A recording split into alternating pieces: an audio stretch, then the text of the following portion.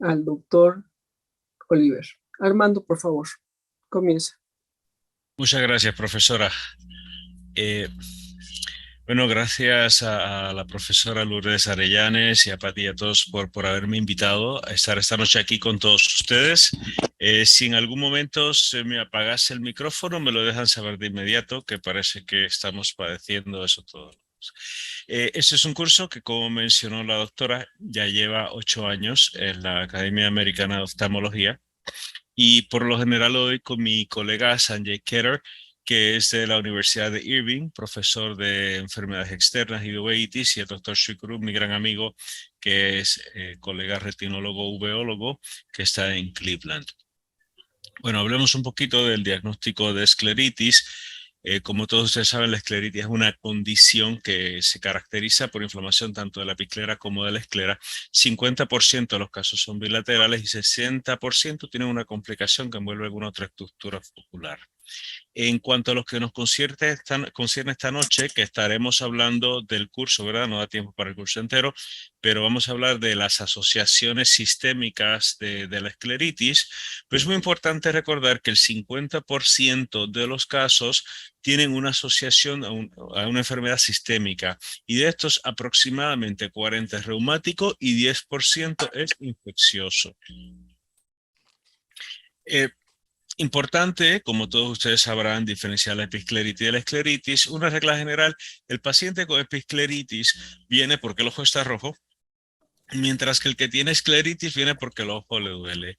Y además de todas esas pruebas que ustedes ya conocen, algo que yo encuentro muy particular es que el paciente que tiene escleritis le ponemos el dedo encima del ojo y le va a doler. Y obviamente eso pues ya es algo que sirve, ¿verdad? Una gran ayuda. Como oftalmólogos estamos siempre acostumbrados a mirar al paciente a la lámpara de hendidura, pero hay que recordar que si estamos buscando escleritis tenemos que examinar la esclera. Por tanto, es importante levantar esos párpados superiores, decirle al paciente que mira para abajo, igualmente alar el párpado inferior y decirle al paciente que mira para arriba, para poder tener un examen bueno de la esclera con buena iluminación. Hay tres tipos de escleritis: anterior, necrotizante y posterior. La anterior, que la dividimos en la nodular, que está la esclera hinchada, y la difusa. Y entonces ya la necrotizante, aquí a mano izquierda ven un paciente que tiene un parche de necrosis de la esclera. Estos pacientes ya entran un poquito en el diferencial de las escleritis, en las asociaciones. Pues antes se decía que tenían un pronóstico pobre de sobrevivencia de vida, y es que estos parchos muchas veces pues tienen que ver con vasculitis. Y entonces antes, digamos hace 50 años, que no teníamos ni ciclofosfamida ni rituximab, pues muchos de estos pacientes iban a morir cuando encontraban esto. En contraste, en su mano derecha pues ven un caso de escleromalacia perforans, que es un tipo de escleritis que se ve muy comúnmente en esa área superior de la esclera. La inflamación a veces no es tan agresiva, a veces no duele tanto, sin embargo es muy destructiva, y eso se ve muy comúnmente en los pacientes con artritis reumatoide.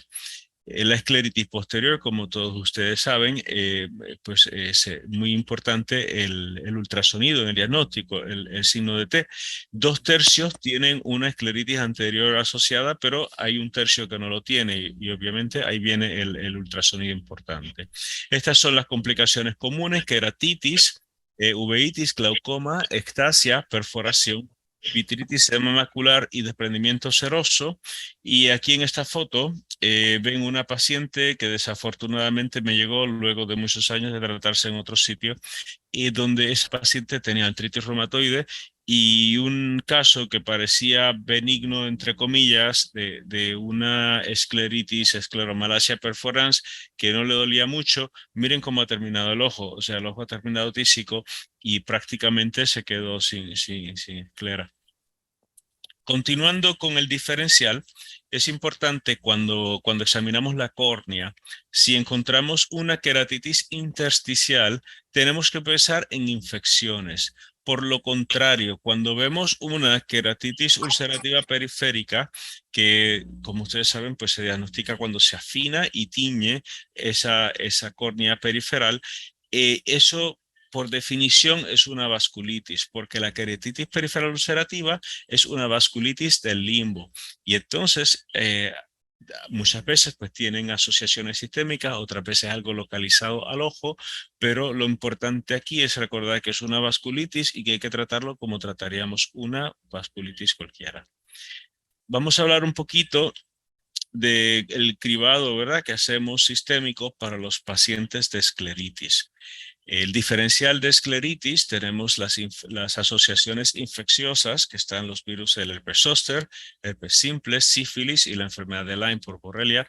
Tenemos la- las condiciones autoinmunes asociadas como la artritis reumatoide, vasculitis, en particular la granulomatosis con poliangitis, que para mi época se llamaba Wegener's, el lupus sistémico eritematoso, la enfermedad inflamatoria del intestino, policondritis relapsante, las espondiloartropatías. Y cuando tenemos las escleritis posterior, tenemos que añadir los linfomas sistémicos y el mieloma múltiple. ¿Cuál es la buena noticia? La buena noticia es que el 50% es idiopático, o sea que está bien si no encontramos nada luego de un cribado razonable, pues de pruebas de cribado razonables, pues vamos a ver que eso está bien. O sea, es mejor tener escleritis sola que escleritis y granulomatosis con poliangitis, ¿no? Eh, pero recordando que 50% idiopático, 40% de origen autoinmune y 10% infeccioso. Y eso pues, puede variar, pero eso es una regla general. La doctora Essen Aspect, especialista en segmento anterior córnea y uveitis del Instituto Wilmer, se dio a la tarea de revisar los expedientes del instituto para ver cuáles eran las asociaciones sistémicas y ver si estaban presentes antes del diagnóstico, si se habían diagnosticado en la evaluación inicial o si luego con repaso del sistema y las pruebas que se habían ordenado. ¿Y qué podemos sacar de la tarea que se dio la doctora Aspect? Bueno, lo primero que surge es que los pacientes que tenían enfermedad herpética, ya sea por zóster o por simplex, pues eso casi siempre estaba presente antes del diagnóstico de la escleritis. Por lo contrario, los pacientes que tenían sífilis y enfermedad de Lyme asociada a la escleritis no tenían idea de que lo tenían. Si nos ponemos a pensar, ¿verdad? Un paciente de sífilis que se entera que tiene sífilis se trata y no llega a esos estadios secundarios y terciarios donde ocurre la enfermedad ocular. Así que hace todo el sentido del mundo de que estos pacientes no tuviesen idea al momento de presentar con la escleritis de que tenían estas condiciones. Por ende, es importante hacerle cribado a todo paciente de escleritis para sífilis y Lyme disease. Entonces, en cuanto a las enfermedades reumáticas asociadas, los pacientes que tenían tanto artritis reumatoide como lupus, casi en el 100% de los casos sabían que tenían la condición o en el momento del examen inicial se podía hacer el diagnóstico basado en el repaso del sistema. Como ustedes sabrán, pues estas son enfermedades que se manifiestan. Es difícil, o sea, uno no puede tener artritis sin artritis, o sea, el paciente de artritis sabe que lo tiene, y lo mismo el lupus, son enfermedades que se manifiestan a sí mismas. Sin embargo, los pacientes con vasculitis sistémica, solamente un 50% se podía captar en el repaso del sistema. Por ende, es de suma importancia que todo paciente de escleritis tenga o no un repaso de sistema positivo, se le hagan pruebas para investigar para una vasculitis, presencia de una vasculitis sistémica. Vamos a repasar un poquito las asociaciones sistémicas verdad, de la escleritis. Como recordarán, la artritis reumatoide pues, es una artritis aditiva, simétrica, deformante, inflamatoria, que se caracteriza por entumecimiento de las articulaciones que dura más de 30 minutos y es peor en la mañana. Para confirmar, podemos ordenar estas pruebas como factor reumatoide y el péptido anticíclico citrulinado. Sin embargo, pues estas pruebas son confirmatorias y no se deben usar como pruebas de cribado. Solamente se deben utilizar cuando los pacientes tienen un repaso del sistema positivo.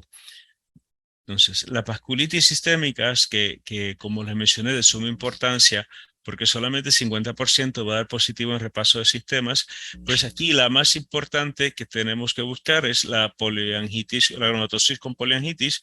¿Y por qué? Porque esta que afecta el tracto respiratorio, riñones y pulmón, pues como afecta el tracto respiratorio, tiende también a afectar el ojo. Repasando la granulomatosis con poliangitis, que para mi época se llamaba Wegener's, es una vasculitis sistémica granulomatosa que afecta al tracto respiratorio de los riñones. En repaso de sistemas tenemos que preguntar por sinusitis, por deformidad en la parte ósea de la nariz, por sangrados nasales, por problemas respiratorios.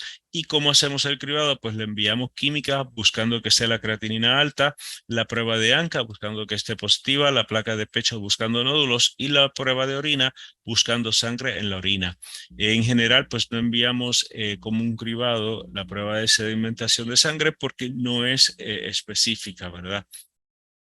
Lupus, que como ustedes conocen, es una enfermedad multisistémica por complejos inmunes tipo 3 y tipo 2, tiene una serie de criterios diagnósticos y de esos pues necesitamos 4 por lo menos, siendo uno de ellos inmunológico y uno clínico, o con que tengamos una nefritis lipémica que tenga una prueba inmunológica positiva, también se hace el diagnóstico.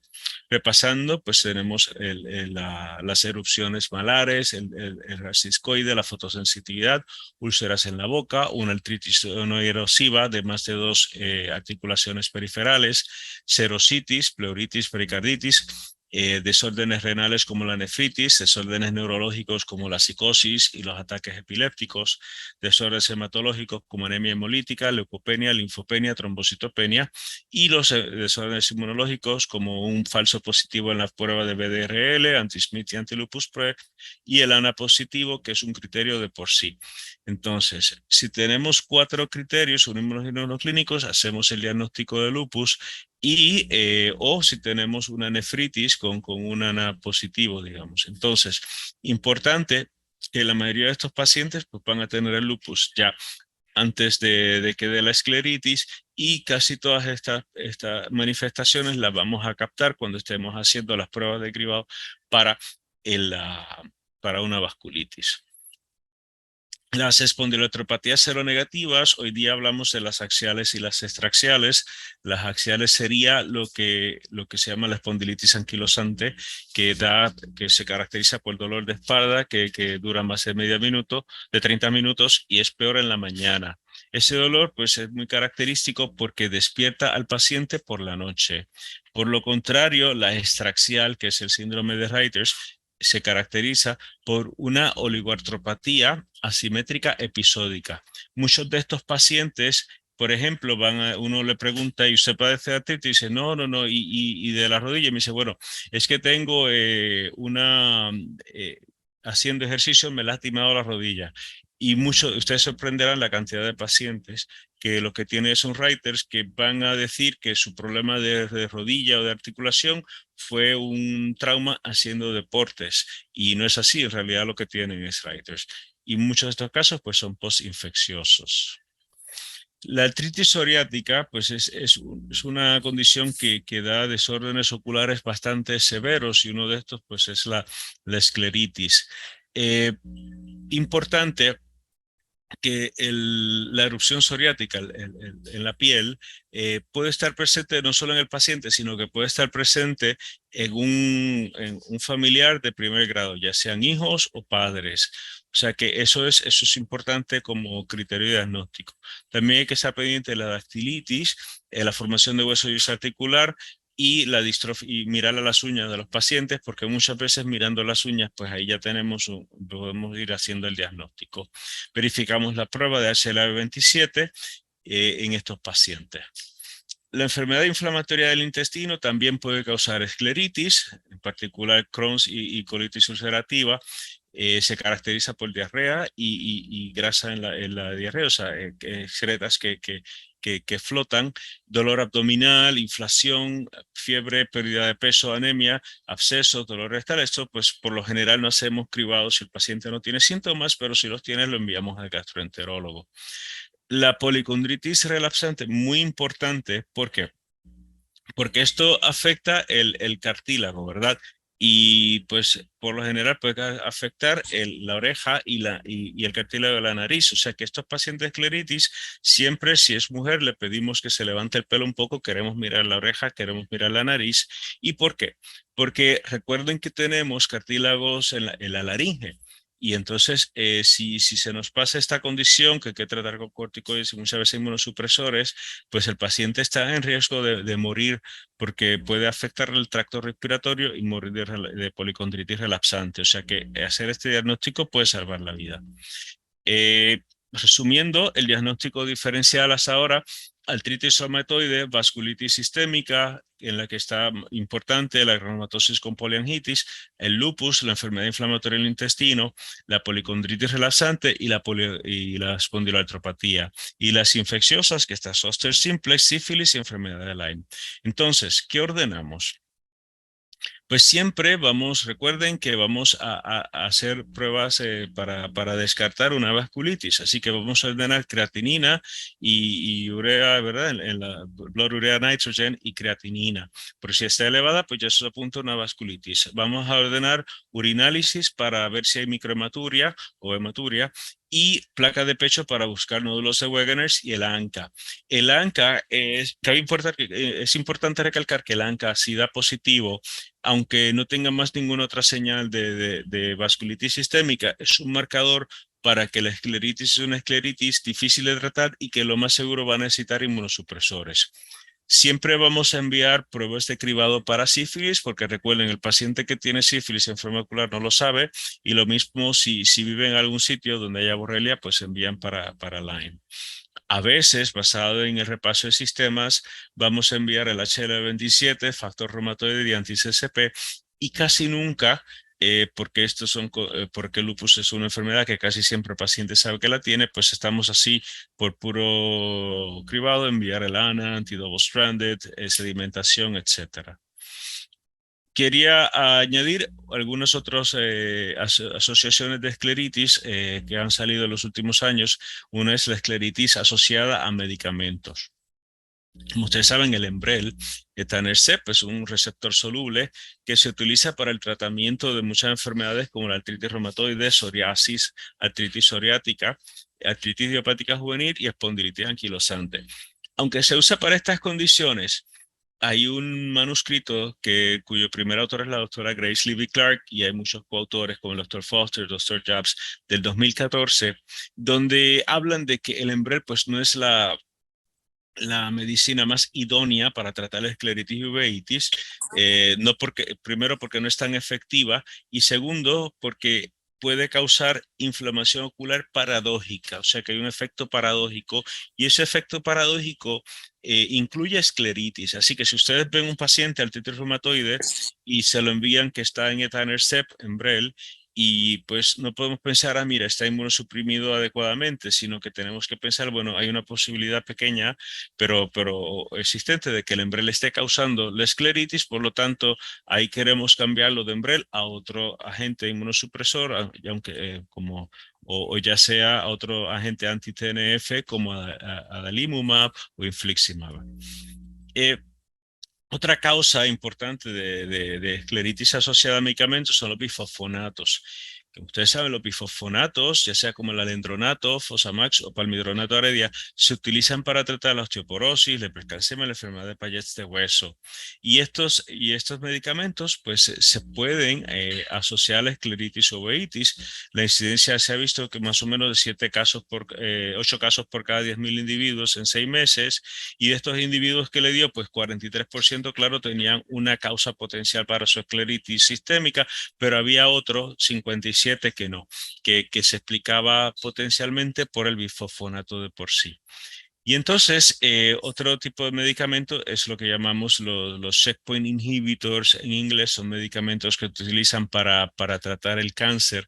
Eh, Estas moléculas como el PD-1, PDL1 y CTL4, y normalmente están inhibiendo el sistema inmunitario para evitar ataques autoinmunes, ¿verdad? Entonces, lo que hacen estas moléculas es que inhiben estas medicinas es que inhiben estas moléculas para entonces desatar el sistema inmunitario y que pueda reconocer el cáncer, atacarlo.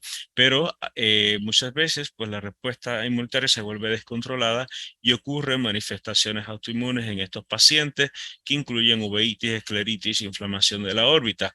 Aquí, pues, estos casos pues son un reto, porque porque como se imaginarán, pues en un paciente de cáncer no siempre se le puede dar corticoides o se le puede dar un inmunosupresor porque pues están en una quimioterapia, así que eso pues muchas veces tratamos con terapia local o coordinamos con el hematólogo para ver, ¿verdad?, la mejor manera posible de tratarlos.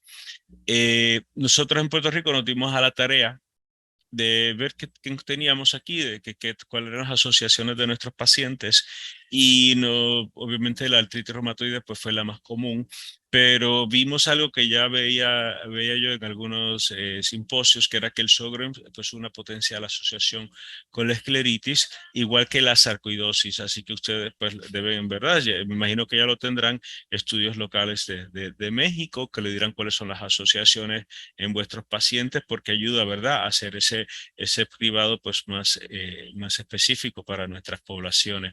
De hecho, en Puerto Rico, pues la infecciosa número 1 pues es sífilis.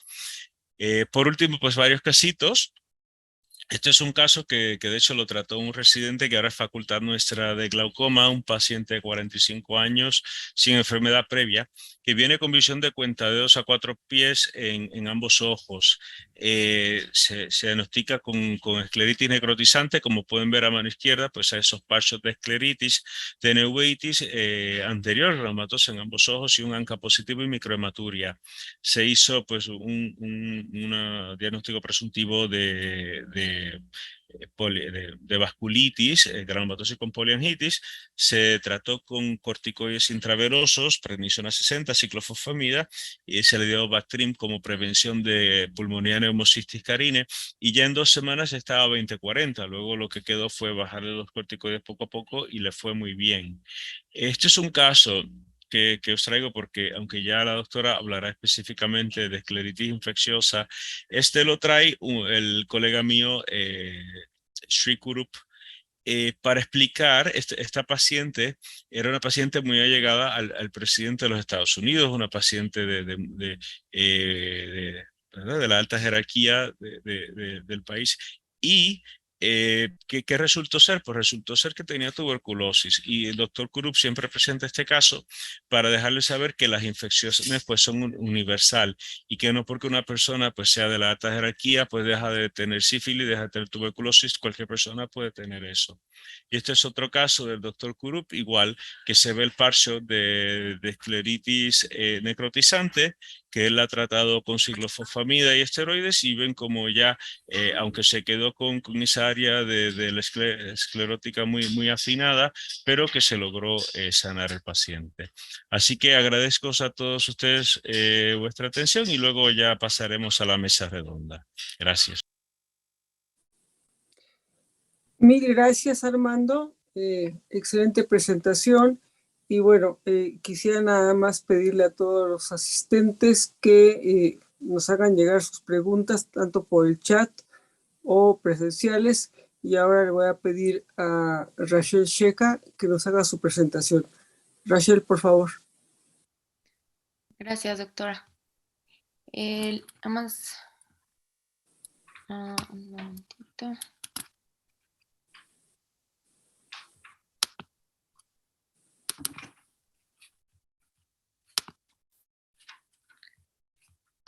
Muy bien, pues agradezco mucho la invitación a la doctora Navarro, y es un gusto para mí compartir estas pláticas con mi maestra, la doctora Arellanes, y con el doctor Oliver. Y bueno, yo les voy a hablar ahora de otro apartado, lo que son las escleritis infecciosas, que bueno, como bien dijo el doctor, del 5 al 10% de todas las escleritis van a ser infecciosas. Sin embargo, esto puede variar. ¿De qué depende? Si es de un país en vías de desarrollo, donde se practica mucho la agricultura, donde el clima es muy cálido, el porcentaje va a aumentar, como en un reporte en India que habla de hasta un 17%. ¿Y cuál es la importancia de una escleritis infecciosa? Que normalmente es bien difícil diagnosticarla, y es por eso que va a haber un retraso importante en el diagnóstico. Normalmente se trata como una escleritis autoinmune, lo cual sabemos que si el tratamiento son esteroides, son inmunosupresores, pues nos va a empeorar muchísimo el curso de una infección. Y entonces por esto y además por la misma, por per se cómo se comporta esta enfermedad, pues muchas veces resulta en complicaciones destructivas. Las escleritis infecciosas por mucho tiempo permanecen silentes, no se sabe por qué se reactivan de pronto. Hay dos mecanismos que lo pueden ocasionar. Uno es la invasión directa con destrucción del tejido, como lo vemos en una escleritis con necrosis, pero puede también ser una reacción inmune en la que vemos únicamente una escleritis anterior difusa o quizá nodular. Puede ser de tipo exógena, ya sea posterior a trauma o a una cirugía, o puede ser de tipo endógena, asociada más bien a una infección sistémica, como típicamente herpes, sífilis o tuberculosis principalmente, entre otras. Y esto es bien importante, los factores de riesgo para desarrollarla, y esto porque es lo que le debemos interrogar a nuestro paciente para poder, sobre todo, sospecharla. Y es que tengan el antecedente de una cirugía ocular previa, principalmente pterigión. Y de esto, si se usó mitomicina C, sabemos que esta altera la inmunidad local.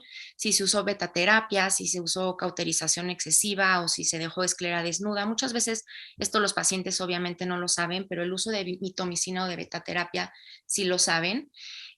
Otro tipo de cirugías menos frecuentes son la de catarata, retina, estrabismo, glaucoma. También algún tipo de resección conjuntival, sobre todo en casos de cirugía estética. Y bueno, algo importante que mencionar es que no importa el tiempo previo de la cirugía, está reportado incluso 40 años después de una cirugía. ¿Y qué pasa con todos estos procedimientos que causan una destrucción del aporte sanguíneo y es por eso que generan esto?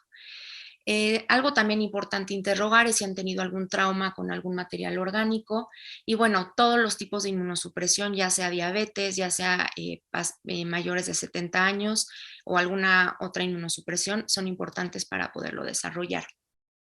Y bueno, los datos clínicos, como les decía, el diagnóstico es difícil, no siempre tenemos datos muy característicos que nos hacen llegar al diagnóstico inmediato. Sin embargo, cuando vemos esta placa calcificada, es lo que nos debe de hacer sospechar en esto. Y se va a ver alrededor una necrosis importante. Y bueno, si además tenemos asociado secreción, si hay un absceso, si hay hipopión, el diagnóstico es más fácil. Sin embargo, esto no siempre se presenta. Y bueno, esto puede estar propagado incluso a córnea o ya generar una endoftalmitis. También cuando tenemos lesiones corneales es un poquito más fácil el diagnóstico. ¿Cuáles son los agentes causales más frecuentes? La mayoría son bacterianos, de estos principalmente la pseudomonas, y los hongos, como son principalmente Aspergillus, nocardia, esto siempre hay que sospecharlo en donde, como les decía, en países en vías de desarrollo, por el clima, por lo que se dedican. Y bueno, algunos puntos importantes para pensar en hongos. Uno es si un antecedente con trauma, aunque no siempre lo vamos a tener con un material orgánico. Estos pueden pasar sin el diagnóstico por meses, multitratados, y esto va empeorando poco a poco. A la larga van a tener un peor resultado. El clima ya lo mencioné, y pueden tener una inflamación corneal adyacente, que ahorita les voy a mostrar un ejemplo, que es lo que hace que sea un poquito más fácil el diagnóstico. Este normalmente progresa a pesar del tratamiento y puede tener complicaciones muy importantes, incluso terminar en evisceración o enucleación. Como vemos aquí, este es un caso que lo vimos en el hospital ya hace algunos años, que vemos como era un paciente ya de 70 años, diabético, que había tenido antecedente de una cirugía de pterigión muchos años previos, y vemos esta lesión calcificada, como les mencionaba, que es característica, pero además vemos esta zona de necrosis alrededor de ella, una escleritis bien importante, 360 grados, pero fíjense en estas lesiones en córnea y un hipopión, pero no es un hipopión común y corriente como el que siempre vemos, se puede ver cómo tiene estos bordes plumosos. Entonces esto debe de hacer sospechar en un hongo. Fue muy difícil cultivar, obtener qué microorganismo era el causante, se le dio, se multitrató y realmente tuvo una evolución muy, muy agresiva. Vean cómo se terminó de afectar toda la córnea y este paciente terminó en enucleación y hasta que se obtuvo la pieza fue que se pudo obtener el microorganismo y se vio que era una alternaria y que era resistente absolutamente a todo. Este caso incluso está publicado, lo pueden consultar.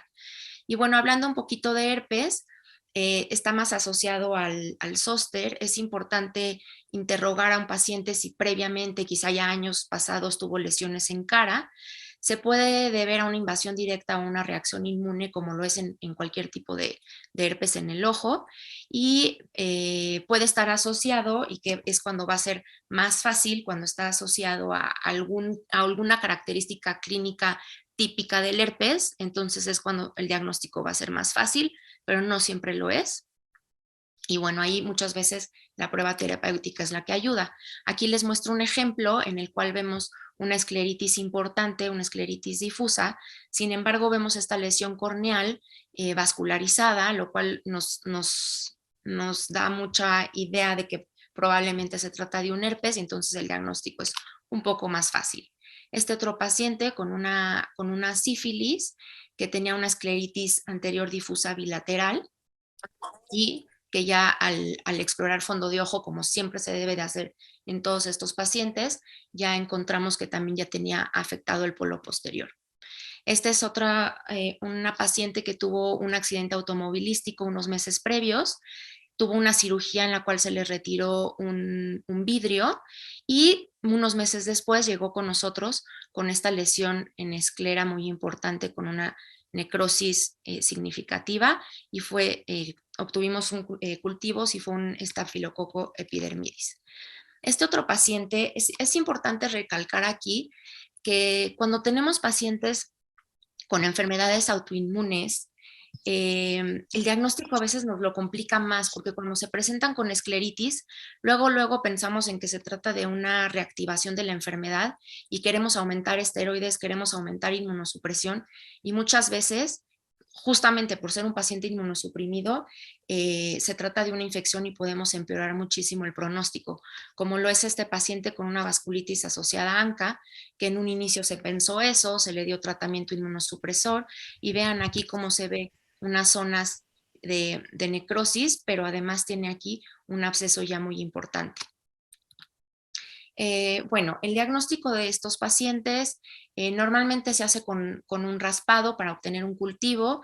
Se puede hacer de un inicio una biopsia, está bien descrito para obtener así el diagnóstico, sobre todo si el raspado es negativo, si no tenemos respuesta al tratamiento, si no mejora con el resultado del cultivo inicial, o si necesitamos realizar un drenaje o retirar alguna banda o un cuerpo extraño, pues entonces aprovechamos para tomar de ahí un cultivo y poder obtener así el microorganismo y además un antibiograma, el cual es muy importante para poder dar el tratamiento. El tratamiento es bien difícil, hay una muy pobre penetración de los antibióticos justamente por el tejido necrótico. Se recomienda muchas veces hacer una debridación y ahí irrigar con antibiótico y dejar desnudo. Si hay un estudio que compara muy bien el aplicar únicamente antibiótico contra debridación más antibiótico y les va mejor. Sí se prefiere dejar desnudo para poder vigilar la evolución y para que penetre mejor el antibiótico, pero hay veces que es necesario usar membranas amnióticas o algún parche. Y bueno, el uso de esteroides, como en cualquier tipo de uveitis infecciosa, no está contraindicado, sí lo usamos, sí nos ayuda mucho, sin embargo, es controversial, no hay ningún estándar de tratamiento y se debe de usar con mucha cautela y sobre todo una vez que el paciente está bien impregnado de antibiótico y que está empezando a mejorar la evolución. Inicialmente el tratamiento es empírico, basado para tratar bacterias. Podemos agregar un antimicótico únicamente si tenemos el antecedente de un trauma orgánico o si ya esto vemos que empeora o que los cultivos salen negativos porque el hongo sabemos que tarda más en crecer, entonces se puede usar. El tratamiento es muy prolongado, en promedio se termina aplicando mínimo unos 50 días. Las complicaciones pueden ser realmente desastrosas, podemos tener todo, incluso terminar en tisis. El pronóstico está muy bien descrito, que cuando tiene una visión inicial de 20/200 o peor, el pronóstico va a ser peor. Si tiene asociada una queratitis, una endoftalmitis, o si es fúngica, el tiempo de resolución tarda, es por esto también el tiempo prolongado de tratamiento, y vemos que la mitad de ellos, incluso un poco más, terminan con una pérdida visual o incluso con evisceración o enucleación. Y entonces, bueno, les voy a presentar algunos casos clínicos representativos. Se trata de un paciente de 55 años que empezó con sensación de cuerpo extraño, ojo rojo, dolor, llevaba 20 días así. Él tenía antecedente de diabetes mellitus y le habían realizado una cirugía de pterigión 18 años previos. Él llegó con nosotros así, vemos cómo tiene afectado tanto la zona temporal como nasal, tiene unas zonas de necrosis muy importantes, y vemos aquí nuevamente esta placa que les mencionaba, además de una hiperemia muy importante. Se pudo aislar una IFA aceptada, por lo cual se hospitalizó, se le inició tratamiento cubriendo ambos, tanto hongo como bacterias, en lo que teníamos el cultivo ya definitivo. Se terminó aislando un Aspergillus susceptible a voriconazol, se trató con esto, y vemos aquí cómo estaba a su admisión y cómo terminó 3 meses después. Aquí tenemos otro caso de una paciente de 47 años que ella tenía diagnóstico de dermatomiositis y estaba inmunosuprimida con metotrexate, azatioprina, prednisona. Se le hizo el diagnóstico de escleritis y aquí pasó lo que les mencioné previamente. Se pensó que era actividad de la enfermedad, se le pasaron bolos de metilprednisolona, se le aumentó la inmunosupresión y vemos cómo tenía un blefaroedema importante, casi no podía ni abrir el ojo, y ya en un acercamiento podemos ver una hiperemia importante, incluso bajo el efecto de fenilefrina, y podemos ver estas zonas ya de necrosis escleral. Aquí un acercamiento más, vemos cómo ya tenía aquí una zona importante y empezaba aquí en la zona inferior. Esta paciente se pudo aislar un histoplasma, se le dio tratamiento con itraconazol y tuvo una buena evolución. Este otro paciente se trata de uno de 55 años, que él ya llevaba 10 días con ojo rojo, con dolor, disminución de la agudeza visual, y él se notaba una mancha blanquecina en el ojo derecho, pero además decía que tenía secreción 3 días previos, que esto pues nos ayuda un poquito más al diagnóstico. Tenía todos estos antecedentes de traumas y de cirugías en el mismo ojo, incluyendo una resección de pterigión y la aplicación de mitomicina C. Una cosa que no mencioné en un inicio es que también las cirugías de repetición, esto también es un factor de riesgo para desarrollarlo. Y vemos cómo llegó con una zona nuevamente de necrosis escleral importante. Vemos aquí esta placa también, una hiperemia importante con un poco de involucro corneal.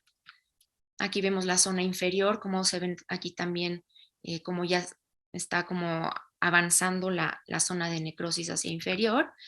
Y bueno, aquí vemos todas las cirugías previas que había tenido. Y bueno, se le hizo una ecografía. Normalmente estos pacientes no lo mencioné en un inicio, pero siempre, si no se puede ver el fondo de ojo, sí hay que realizar ecografías y estar dando seguimiento, porque pueden desarrollar endoftalmitis. En este caso, este paciente sí ya estaba formando algo de membranas. Se pudo aislar una pseudomona y ya tenemos aquí el antibiograma, por lo cual se le pudo dar tratamiento dirigido a los microorganismos que crecieron. Se le aplicó también, se le dio por vía oral, se le dio tópico, se aplicaron también intravítreos y bueno, después se le inició prednisona oral.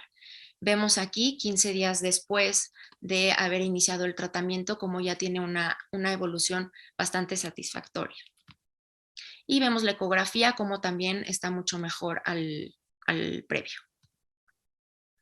Bueno, este otro caso se trata de un paciente de 75 años, él era campesino, lo cual también es un factor de riesgo importante, que tenía dolor, ojo rojo, disminución de la agudeza visual en 2 meses previos en el ojo izquierdo. Él como antecedente importante de todos los factores que he mencionado es que tuvo una resección de pterigión hace 30 años, se le aplicó betaterapia y algo importante es que él ya llevaba un par de semanas tratándose con acetato de prednisolona, lo cual también esto nos va a entorpecer mucho el pronóstico. Vemos aquí cómo tiene una zona de hiperemia y un acercamiento aquí más en la zona superior y temporal. Vemos nuevamente una zona muy extensa de necrosis, algo de secreción aquí. Y aquí también vemos más secreción y quizá aquí se podría ver también nuevamente esta placa que les mencionaba. La agudeza visual ya estaba en percepción de luz, estaba bastante comprometida. Le hicimos una ecografía, no tenía datos de endoftalmitis, pero sí tenía ya un desprendimiento coroideo. Se le hicieron nuevamente cultivos, antibiograma, en este caso también creció una pseudomona y con el antibiograma dirigido, entonces ya fue que lo pudimos tratar con antibióticos tanto orales como tópicos y después nuevamente le iniciamos prednisona oral una vez que ya estaba bien cubierto. Y aquí vemos cómo fue la evolución, así fue como llegó y así fue como terminó. Que bueno, el ojo pues sí queda bastante alterada la anatomía, pero al menos se conserva la integridad del ojo. Y bueno, ¿qué podemos concluir de todo esto? Que pues la escleritis infecciosa es de muy difícil diagnóstico, hay un retraso importante de tenemos que tener cuidado de diferenciar cuando tenemos asociado a una enfermedad autoinmune, tenemos que ser muy cautelosos en ver si la enfermedad está activa o no, para poder distinguir de si es una infección o no. El tratamiento debe de ser muy prolongado, de preferencia bien dirigido con un antibiograma, porque podemos tener microorganismos resistentes a muchos antibióticos. Y bueno, como les mostré, muchos también pueden ser de mal pronóstico. Y bueno, eso es todo. Quiero agradecer a toda la clínica de uveitis del hospital y a todos los egresados que han estado involucrados en el seguimiento de estos pacientes. Muchas gracias. Mil gracias, Rachel. Bueno, yo ahorita quisiera preguntarle al auditorio si tienen alguna pregunta que hacerles al doctor Oliver y a la doctora Cheja. Por favor, si hay alguna pregunta, participen en este momento.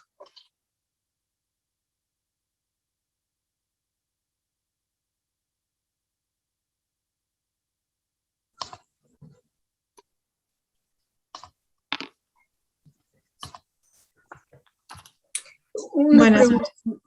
¿Perdón? Buenas noches. Sí. Por favor. Sí, muchas gracias y felicidades por la presentación. Quisiera saber si en algún caso han hecho análisis de estas placas que aparecen en esas zonas de escleritis infecciosas o nada más los cultivos o en sí la placa se ha analizado. No, al menos en mi experiencia no hemos analizado esas placas. Se toma cultivo de lo que se puede raspar y pues levantar esa placa puede ser algo peligroso, entonces no, la verdad es que eso yo no lo he hecho. Tuve un caso, sí, y creo adelante. que no está reportado en la literatura. Tengo un caso de una paciente, no recuerdo ahorita, fue hace varios años que la vi, pero alrededor de 50 años, sin patologías de base, solamente antecedente de cirugía de resección de pterigión con aplicación de betaterapia varios años antes y refería una mancha blanca en el ojo, en el sector nasal, en el sitio de resección del pterigión, con un ojo rojo crónico, a pesar de diferentes tratamientos sin mejoría. Y cuando yo la conocí con una placa blanquecina, francamente hiperqueratósica, con adelgazamiento, con zona de necrosis en ese sitio, y a pesar de tratamiento con antiinflamatorio, antibiótico tópico, hubo mejoría, pero no desaparecía esa zona y no había una buena epitelización. Le hice una resección con un cuchillete de Crescent y básicamente una esclerectomía superficial en esa zona, y se hizo el análisis y era una placa de calcio. Y le hice un parche de espesor parcial de esclera con recubrimiento conjuntival en esa zona que se necrosó, se diluyó también ese parche escleral, y pues no me pareció normal. En ese momento ya le hice un tamizaje de patología reumatológica y sin ninguna otra sintomatología sistémica, resultó que la paciente tenía artritis reumatoide previamente sin diagnóstico y sin ningún dato de patología articular. Y ya una vez con tratamiento inmunosupresor sistémico, ya se resolvió ese sitio de adelgazamiento con epitelización y resolución del cuadro. Pero al menos sí aparecía una placa de aspecto más blanquecino hiperqueratósico y solamente era depósito de calcio. Interesantísimo, Anel. Gracias por participar. Hay un par de preguntas que quiero compartir con los ponentes. Una es de la doctora Fabiola Monsiváis. En un paciente con antecedente de enfermedad reumatológica de base, la decisión de cultivar o tomar biopsia sería hasta que se ve que no hay respuesta a la inmunosupresión, o hay algún dato clínico muy sugestivo de escleritis infecciosa, además de la placa, que nos pueda ayudar a sospechar en infección y no retrasar tanto el diagnóstico. Rachel. A ver, déjeme leer otra vez, perdón. De enfermedad reumatológica, de cultivar.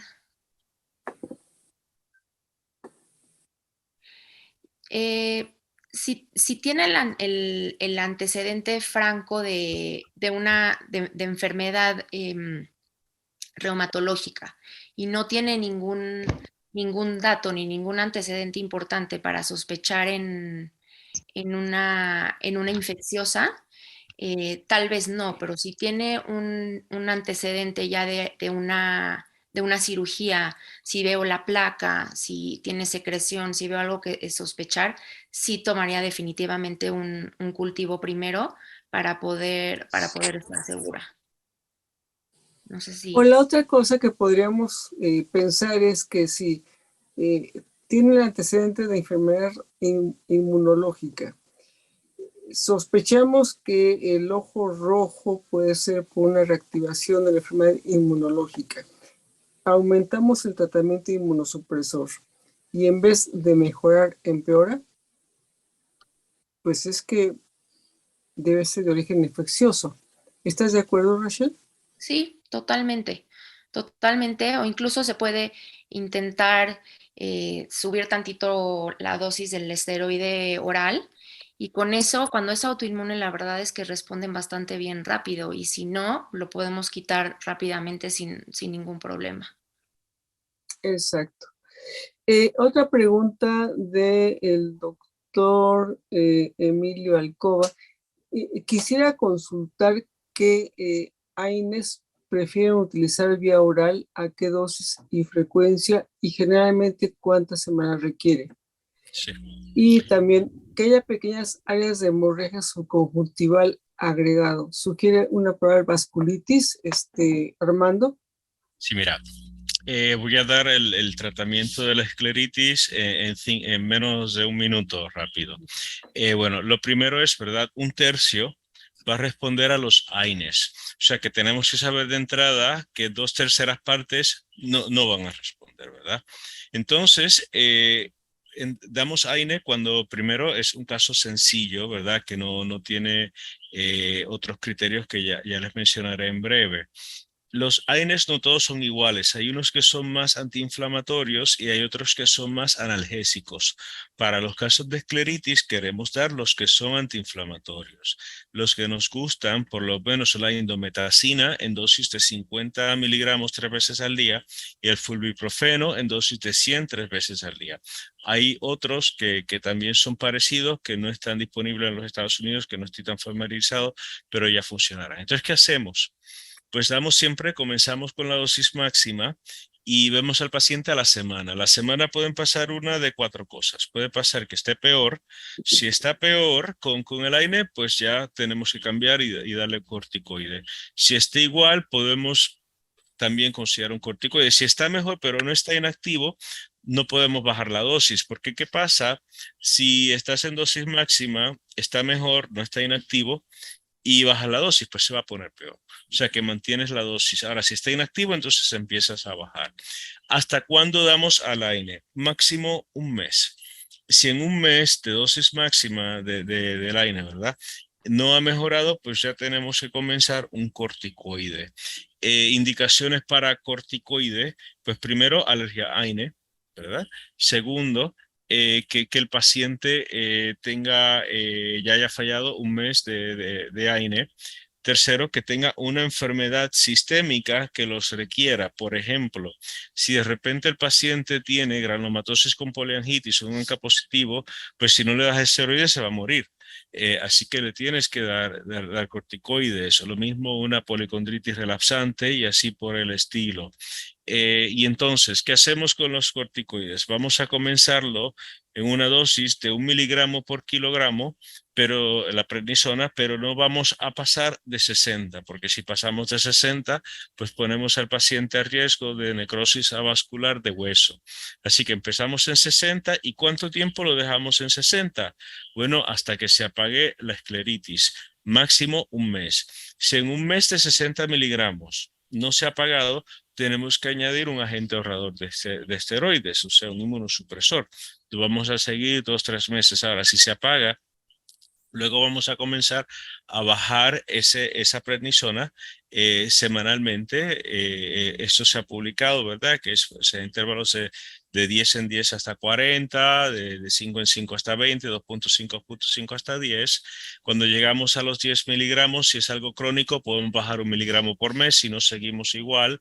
Y entonces, ¿por qué es importante? Pues esa dosis, la prednisona, queremos tratar de bajarlo a 7.5 miligramos o menos, porque se ha visto que 7.5 menos es una dosis que es segura según la literatura de la artritis reumatoide. Si no podemos bajar a 7.5 miligramos o menos de prednisona, entonces está indicado el agente ahorrador de esteroides.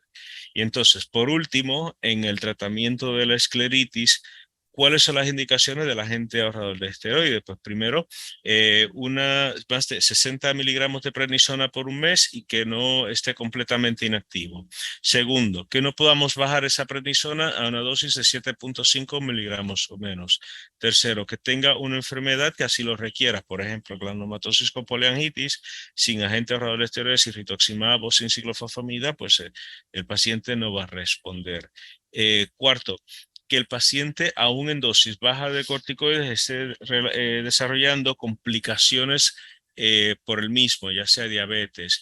Y una que es muy importante, que es una de mis favoritas, supongamos que te llega un paciente que pesa 300 libras y tiene una glucosilada, la A1C, digamos de 15, que eso en nuestra escala es altísimo, y entonces es una diabetes sumamente descontrolada y es alérgica a la AINE. ¿Qué vas a hacer ahí? Pues no le puedes dar AINE, tienes que darle corticoides, pero ya sabes que tiene una diabetes descontrolada y se te va a súper descontrolar.